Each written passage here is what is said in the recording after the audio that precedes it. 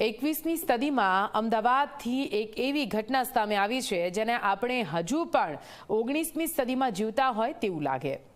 અમદાવાદના ચાંદખેડા વિસ્તારમાં એક વિધવા મહિલાએ તેમને પરાણે વૈધવ્ય પાડવા માટે દબાણ કરાતું હોવાની ફરિયાદ નોંધાવી છે। મે મહિનામાં ફરિયાદીના પતિએ આત્મહત્યા કરી હતી, જે બાદ મહિલાના સાસરિયાઓ તેમને નિયમો પાડવા માટે મજબૂર કરી રહ્યા હતા।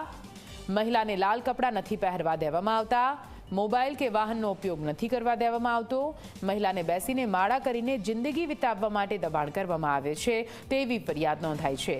આ સાથે સાસરિયા અવારનવાર બોલાચાલી કરી મારઝૂડ પણ કરે છે, માનસિક ત્રાસ આપતા હોવાની પણ ફરિયાદ થઈ છે। વિધવા મહિલાએ સાસરિયા પક્ષના 10 લોકો સામે ફરિયાદ નોંધાવી છે।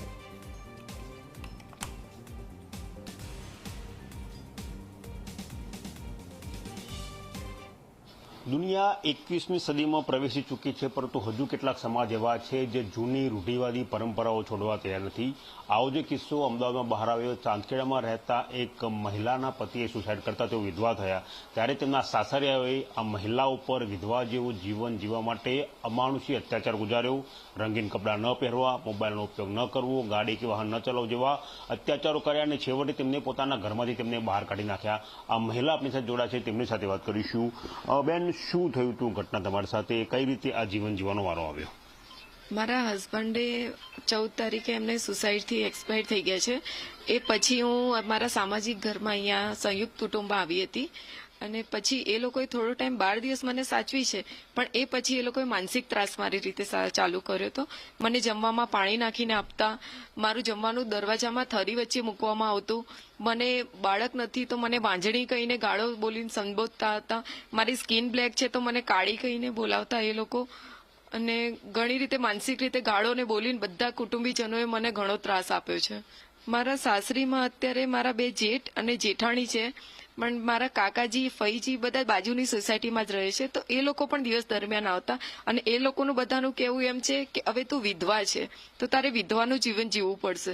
તો એ લોકો મને વ્હાઈટ સાડી પહેરવાનું કહેતા, રંગીન કપડાં હવેથી તારે નહીં પહેરવાના, વ્હાઈટ સાડી પહેરવાની, હાથમાં મોબાઈલ નહીં રાખવાનો, ક્યાંય બહાર જવા આવવાનું નહીં, ક્યાંય એક્ટિવા નહીં ચલાવવાનું, વ્હાઈટ સાડી પહેરીને એક રૂમમાં બેસીને ખાલી માળા કરવી હોય તો જ તું અહીંયા રહી શકે છે, બાકી અહીંયાથી નીકળી જાય, અહીંયાથી નહીં રહેવાનું તને।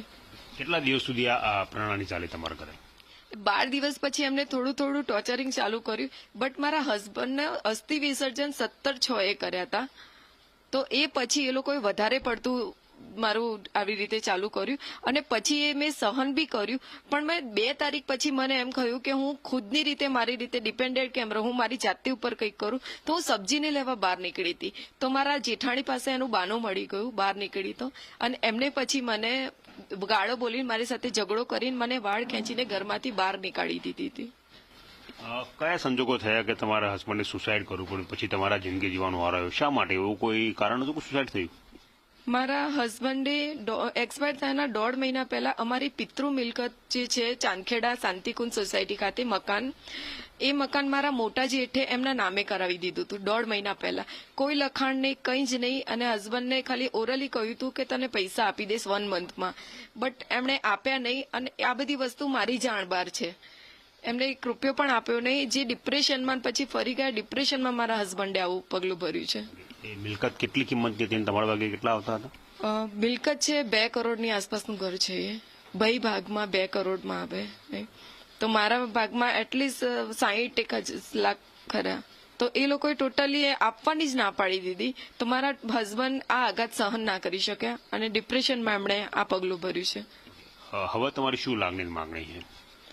મારા 12 વર્ષના લગ્ન જીવનમાં મારી એજ પણ નાની છે, હું 35 યરની છું, મારા 12 વર્ષના લગ્ન જીવનમાં મારે મેરેજ લાઈફમાં કોઈ જ ઇસ્યુ નથી થયા, બટ અત્યારે મારા હસબન્ડના ગયા પછી મારી સ્થિતિ બહુ જ ખરાબ છે, હું અત્યારે ક્યાં રહું એ પણ મોટું ક્વેશ્ચન છે મારા માટે।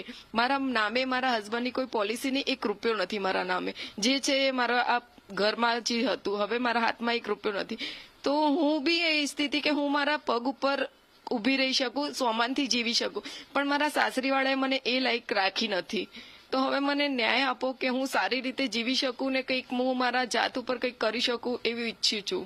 તો તો તમે જોયું કે આ મહિલા હતા કે જેમને પોતાના સાસરિયાઓ વિરુદ્ધ પોલીસ ફરિયાદ દાખલ કરી છે અને એક જ લાગણીની માંગણી છે કે તેમની સાથે જે અન્યાય થયો છે તેમાં તેમને ન્યાય મળવો જોઈએ. કેમેરા પર્સન તુષાર શાહ સાથે ગૌરવ પટેલ, ઝી મીડિયા, અમદાવાદ.